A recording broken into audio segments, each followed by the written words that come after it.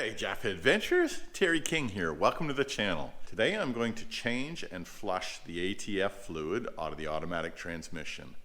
And this is probably one of the trickiest and one of the most misunderstood topics on the 200 maintenance that I've done up to this point in time.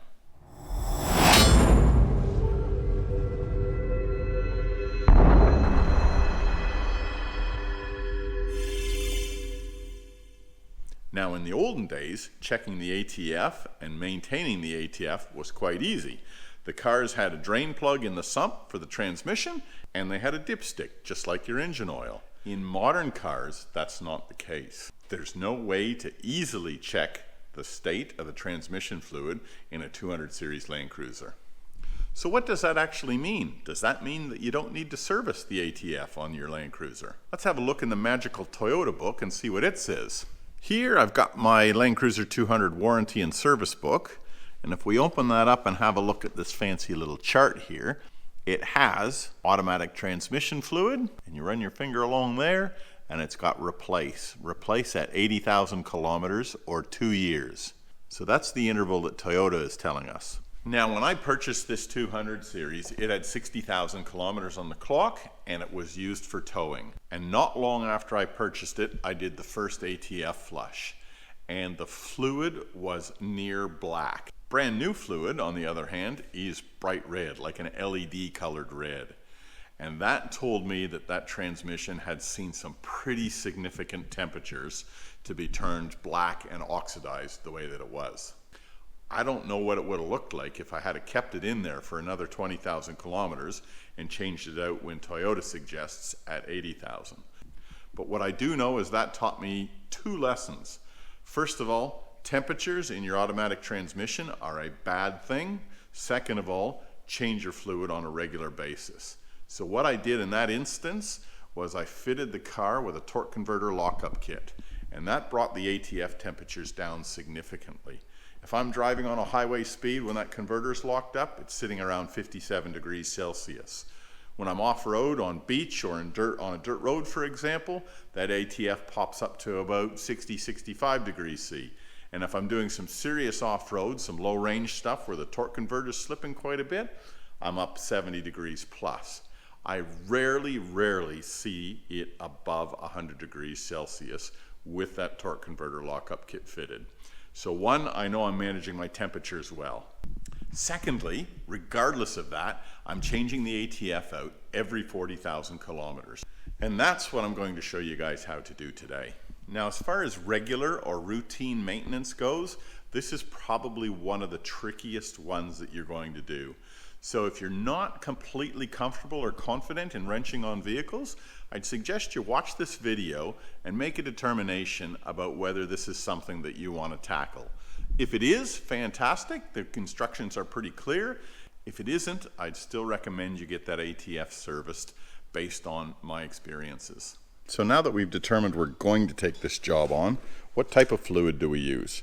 Toyota specify a mineral-based WS, which has a flash point of around about 175 degrees C. The over temperature warning light on the 200s comes on at around about 150 degrees C, so you got a 25 degree sort of safety factor before the ATF starts to volatilize. But these new synthetics, like this Penrite one, have flash points that are 40 to 50 degrees higher than the mineral-based ones. Now, of course, flash point isn't the only thing that you need to worry about, but that's a pretty significant one. I've got 16 liters of the stuff here, and it does not come cheap. It's around about 50 bucks for a 4-liter container. So for a flush like this, you're looking at about $200. Now, I'm not sure what Mr. Toyota would charge you, but I can guarantee you that it's going to be well north of $200. Using a 12mm socket, remove the plastic factory bash plates.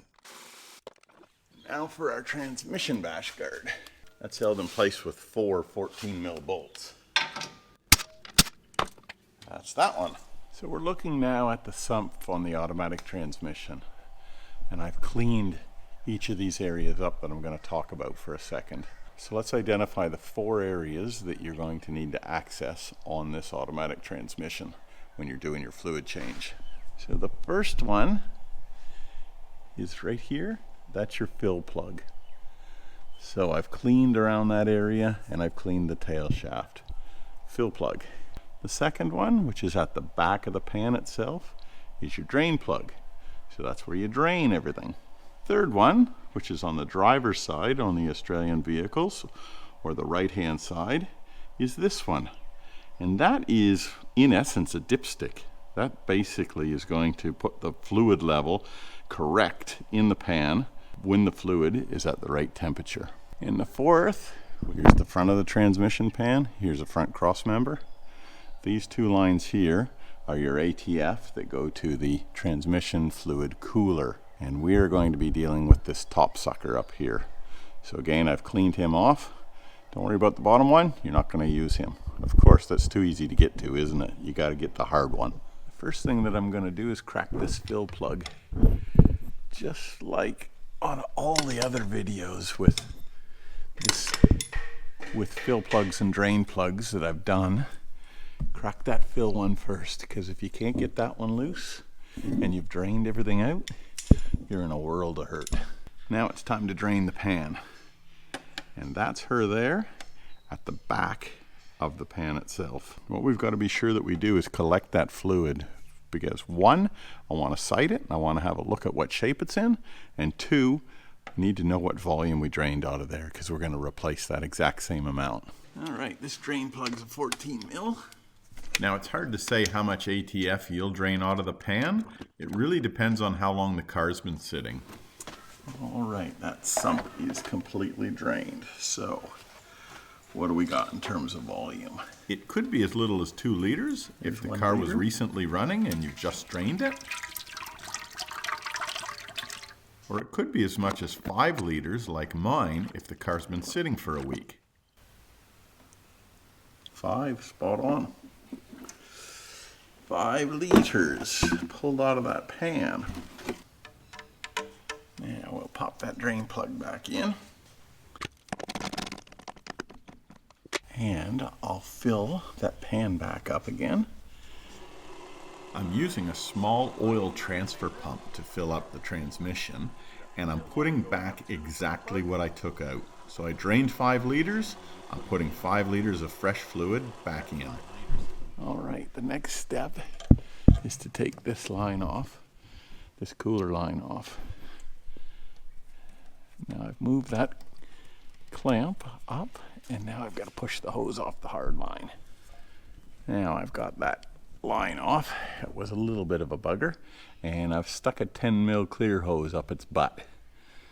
Now we start the car and drain out about 1.5 liters. So I got a measuring jug. I'll drain 1.5 liters out of it and then switch the car off. I'm going to start the truck up now, run it through the gears, and that fluid will fill up in this receptacle. So I'll fire the truck up and we will start to fill this little sucker up.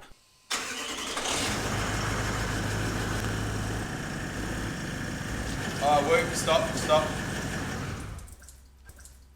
It's coming out from somewhere else.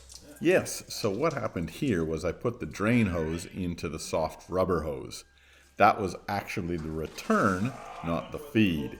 So I had a second crack at it, doing it the right way. The drain hose goes onto the hard line, just like I've got it here the second time around. Now, I've taken that hose off. I've replaced it with another length of hose, which is not quite the right diameter, so I've had to put a hose clamp on it. But if you do have one that's the same diameter as the one that you've taken off, it'll just slide over and you don't need a hose clamp because we're not dealing with any big pressures here. This is just a drain line. Now what we're trying to achieve here is this oil is running through the transmission cooler and then back into the transmission. And what we're trying to do is suck up some of that fresh oil that we've just put in the pan and flush that through the transmission and then pull out this dirty fluid into receptacles.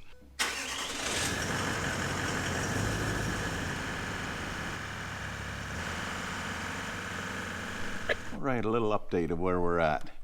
I've done 3 flushes now of 2 liters each. Put that cooling line back on, put our filler bung back in, and it's time to take it for a test drive. When I come back, I'll drain this main pan one more time. Now, I've just gone for a test drive around the block, all good. If you have a look at that reading on the bottom right hand quarter, 69 degrees ATF, that's an important number to note. And we're going to come back to that in a second. Now, let's take stock of what we've done so far. We've drained the pan once. We then did a flush through the cooling line here that goes out to the transmission cooler.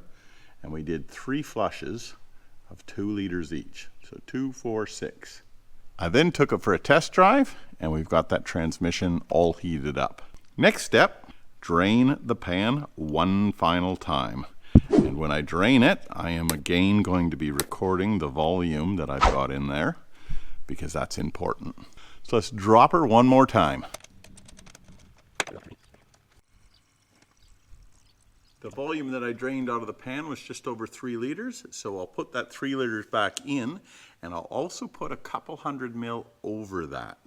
And the reason for that will be apparent in the next step. I fitted our drain plug back up again, and I'll tighten that down for the last time and torque it to the same spec as our diff and our transfer case, which is about 39 foot-pounds. So when I got back from my test drive yesterday, my transmission temperatures were too high. They were sitting at 57 degrees. And you need them between 41 and 46 to do the level test. I had places to be, so I couldn't wait until it cooled down. So it's the following morning now. So I've got the car running at the moment to get my transmission temperatures back up between 41 and 46 degrees. There's 2 ways to test the transmission temperature. One is with an ultra gauge or a scan gauge, and I've got my scan gauge here. The second one is using the OBD ports and jump ring ports. I'm not going to go into that method because I do have the scan gauge. What I could say with the scan gauge, however, is you can monitor 2 different temperatures. One is the pan temperature, and the second is the torque converter temperature. And when the torque converter is not locked, it is significantly hotter than the pan temperature. When it is locked and the fluid temperature equilibrates, they get pretty close to one another. So what you really want to be monitoring is that pan temperature. Make sure you've got that selected correctly. Because your ATF is cooled part by your cooling system on your car, the water temperature also influences your ATF. So if you're shooting for an ATF of 41 to 46, but your water temperature is colder than that, you'll never get there. So you need to have the engine warmed up to operating temperature. And I'm on my way there now. It's sitting at 53 degrees. Operating temp on this car is around about 78 to 80. So I've got my transmission temperature now within specification. It's now time to dip the transmission without a dipstick, and I'll show you how to do that now. Now we've got our car idling in park. There is our dipping screw. Our transmission temperature is between 41 and 45 degrees, and mine is 44 at the moment. We cracked that little drain valve. Let the transmission fluid out that's sitting in there, and as soon as it gets to a trickle, you're done. And that is it. We will call it quits there. Transmission dipped with modern dipstick. If you've got a new crush washer, fit that to your check plug. You can torque it down to 20 Newton meters or 14 foot-pounds, and then you replace your bash guards, and you are done, ladies and gentlemen. So I've pulled samples after each of the steps, and this is what we've got. So this sample here is our first drain. This sample here is our first flush. This sample is our second flush. This sample is our third flush. That sample is our final pan drain, and that sample there is some brand new ATF.